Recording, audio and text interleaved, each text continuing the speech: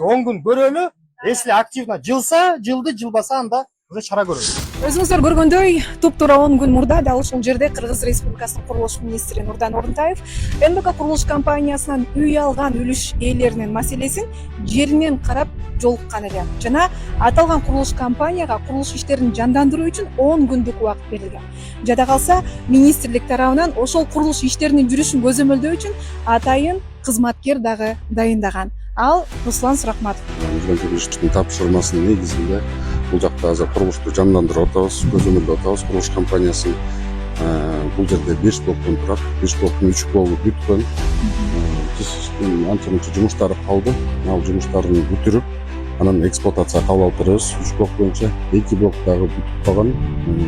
Акыркы жумуштарды калып, анан бул жерде азыр көзөмөлдөп жандандыруу башталды. Иштин жүрүшү менен так тааныштыруу үчүн биз 12 кабатка жөө бара жатабыз. Бул жерге мына стяжка басылыптыр, өзүңүздөр көргөндөй. Буга чейин жок болчу.